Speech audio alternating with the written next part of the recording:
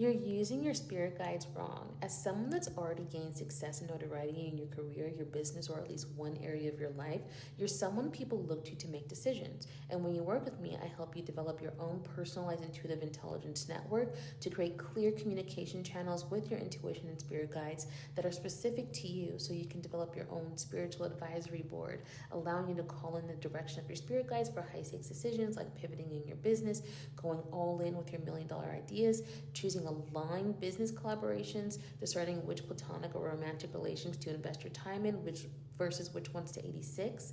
Bottom line, you learn to use your intuition and spirit guides to make decisions that allow you to create a life that feels good to live versus one that just looks good on paper.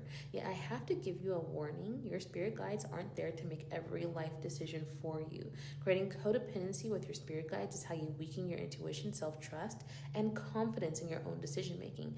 And I say this because I know how easy it is to want to look outside of yourself for answers about what your next step is by talking to your colleagues, phoning a friend, or asking your partner. So when you do develop a strong connection with your spirit guides by working with me, we're not adding your spirit guides to your call list for venting about everything. One thing I will not do is encourage you to lean on your relationship with your spirit guides for every single decision, because they're not meant to replace your intuition.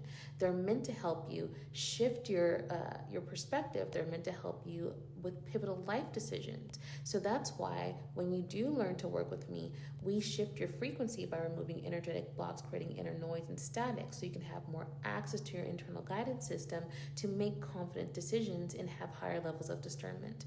Your spirit guides are not meant to replace your agency. They're therefore, once again, creating strategic redirection in your career or relationships, or creating a clear path for soul level expansion and abundance, not deciding between a lavender matcha or a caramel frappuccino at Starbucks.